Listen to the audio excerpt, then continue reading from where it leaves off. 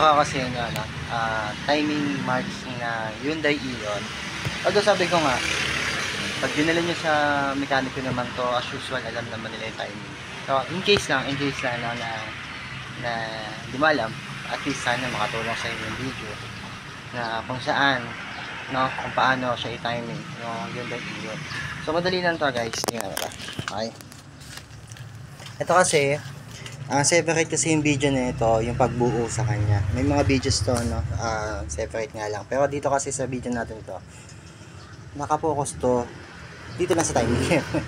Kaya nga, timing lang muna. So, ayan. Ang timing marks ng Hyundai sa head, ito. Okay? Tingnan niya yan. Tsaka itong kanan, ayun, yung kunya na yan, yung parang araw na yan. Okay? Yan yung timing niya dyan. Okay? Yan. Mukha lang siyang hindi kasi sa angulo. Kasi pag tinaas mo yung ganyan, mukha siyang hindi. Pag binaba mo siya, pero pag nakatapat yung ganyan yan. Yan ah. Naka-timing ka. Tsaka yun ah. May ano yan dyan sa likod. Nasa na yan. Okay, nasa na yan. Basta may ano yan ah. Naka-timing yan doon. Nakatuko siya doon. Nakatuko siya dyan. Sa baba guys, dito lang po. Kung makikita nyo yung dot na yan, may kanal yan doon. Okay. Tapos ayun, yung parang arrow niya. Kailangan doon yan nakatapat. Okay. Tapos ang tensioner nito guys, Allen to ha. Tapos flower na 17.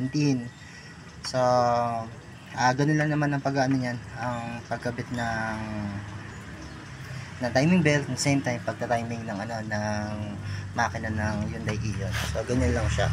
Eto, kaya ito nandito na kasi pinihit na natin guys. Guys, lagi niyo tatandaan na kapag nagpapalit kayo ng timing belt, ng tensioner, no, pagkatapos niya sa timing, ikutin niyo siya ng ilang beses, no, at least mga 7, 5, 10 na ikot. Ikutin niyo siya, ikutin.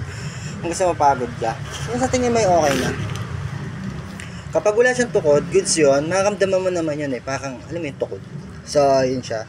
Tapos, kapag ibinalik mo siya, halimbawa, nakailang ikot ka na, no? Tapos, itatiming mo siya dito ulit, kaya dito. Kailangan, bumalik yung dalawang yan, okay? Kailangan tumapat to dito, tsaka dito. Tapos, ito, kailangan tumapat din dito. Okay? Kailangan yan. Hindi po pwede na ito tapat, tapos ito biglang lihis ng isang ngipin. Ano kaya dito tapat, pagdating dito, hindi rin siya pantay. Kailangan pantay po siya, no? Kailangan pag naikot mo siya ng ilang beses at binalik mo siya sa timing mark, sa timing ng sasakyan, kung paano siya naka-timing, dapat ganun din ang balik niya kahit ilang beses mo siyang ikutin. Okay? So, yun lang guys. Sana po may makuha po kayong idea kahit maliit na bagay, no? Dito sa videos natin. Hopefully, makatulong po sa inyo. Yung ibang videos na ito kung paano pag-buo, may mga videos na upload po natin. So, yun lang po. Maraming pong salamat. Ingat po kayo palagi.